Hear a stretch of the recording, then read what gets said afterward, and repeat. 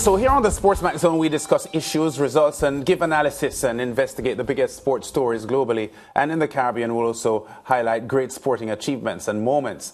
And as they celebrate their 50th anniversary of independence this week, we put the microscope now on the Bahamas and pay tribute to their stellar performance in sports, particularly in track and field. A small country made up of 30 inhabited islands, producing sporting stars and global champions such as Pauline Davis, Tonique Williams-Darling, Debbie Ferguson, Mackenzie, Donald Thomas, Troy Kemp, Stephen Gardner, Shawnee Miller-Weibo, to name just a few. We discuss the strides they have made and impact left on the global stage of world sports.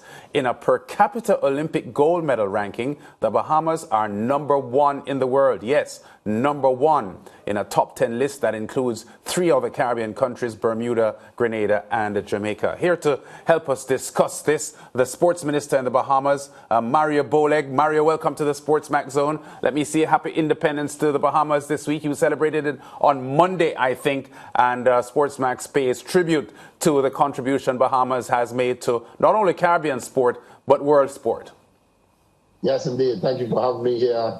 And yes, we celebrate our 50th independence, and in the 50 years we've been doing and making tremendous strides in all sporting disciplines, but in particular, the greatest one we have done so far is in track and field. Yeah, that's for sure. Talk to us about the difficulty of developing the infrastructure of sport in the Bahamas, because you have so many different islands. Sometimes when we talk cricket here in the Caribbean and the teams from the Leeward Islands and Windward Islands, who are separate countries, complain that when they are ready to prepare for cricket tournaments, because the countries are separated by water and coming from different islands, gelling a team to compete is often difficult. But the Bahamas, you seem to have been able to achieve that.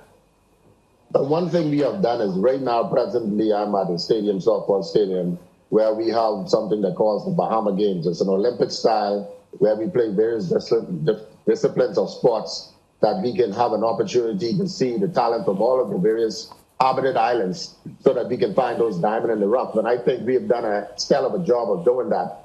And presently, we're in our 6th edition of the Bahama Games. But the infrastructure outside of the 2 main islands, which would be Providence and Grand Bahama, does sometimes give us some challenges where those athletes does not have the best facilities. But what we are doing right now under this administration presently, we have put aside some $40 million, $10 million a year for the next 4 years, so that we can ensure that infrastructure on those habited family of islands, as you said earlier, there's 30 of them, but we got 700 in total, and we want to make sure that those ones that are heavily habited get the necessary sporting facilities to ensure that we continue the development and sustain our position where we are as per capita in the world.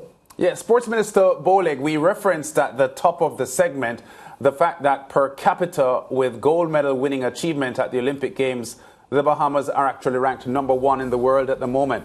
Now, this is a monumental statistic for your small country, ahead of the moment of Hungary, Finland, Bermuda in 4th spot, 2 other Caribbean countries there, Grenada in 8th and Jamaica in 9th. Your population is just under 390,000, and we see the listing there, which is a computerized rating system that actually calculates the most successful countries based on the population that they have. How much of an honor is this for the Bahamas to be holding this spot?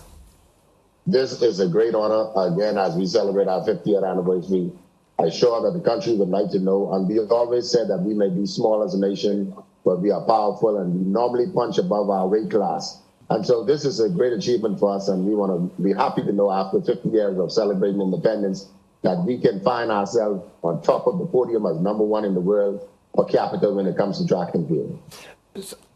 Sir Boleg, I want to ask you this. Sir Duard Knowles won the Bahamas' first Olympic medal in 1956, a bronze in sailing, and in gold in 64.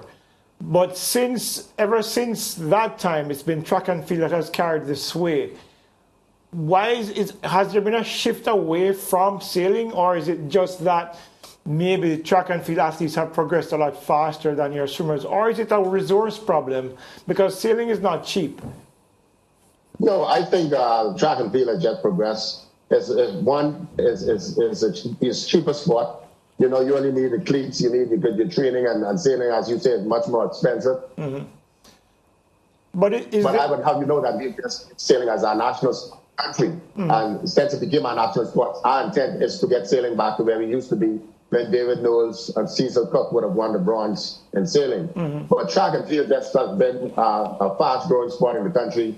Persons realize that, with their natural skills and ability, it's easier for them to just run a race or throw a distance and be able to get on the world stage. And so we decided to focus more on that. But again, at this present moment, just recently, we have named sailing as our national sport. You won 8 gold medals at the Olympics. Of course, everybody talks about the Golden Girls from 2000, Pauline Davis and company. And of course, then up to last year, you had the 2 world champions in the 400 meters. Is there any particular gold medal that holds special sway with the Bahamian population? Well, we seem to be great quarter milers, as Jamaicans are great sprinters. And so we hold the quarter milers near to our heart. But we do believe that the up and coming, I can assure you, we got some sprinters that will be making their mark on the world stage pretty soon. But we want to make sure we focus and maintain our level and place where we are in the world when it comes to quarter milers. Which brings me to my next question. Why is the 400? Because you have, Tonique Williams, Darling, of course, Shawnee Miller-Weibo, Stephen Gardner. Chris Brown, Chris Brown, how can I forget Chris Brown? The reality is that you have an acumen, clearly, the coaching acumen for the 400 in the Bahamas.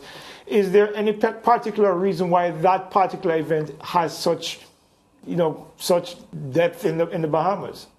I think we have seen most of our 400 athletes are great sprinters, but we have that stamina that will allow them to hold on to that speed for a little while longer than many others, and that's what makes them good quarter milers. Also, we're not going to take away the technical training and the coaching staff will enhance those skills, but when you can sprint the 200 and 100 pretty well, and you can be able to maintain that speed or sustain it at a level better than anyone else, then you become a great quarter miler. But, the sand does us well on the beach. We like to run the sand and we like to run the hills, and those things that strengthen us.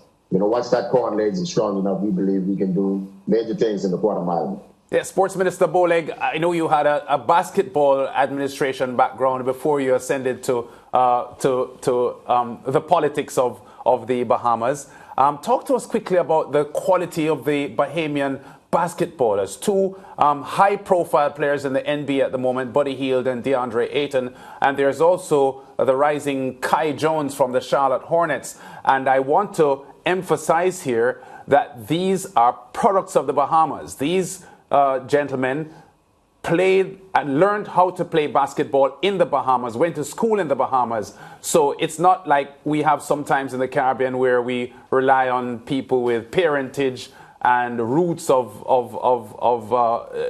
family lines that qualify them to play for the country. Your Bahamian basketball stars actually learned how to play in the Bahamas. That must be satisfying for you to be producing so many NBA players.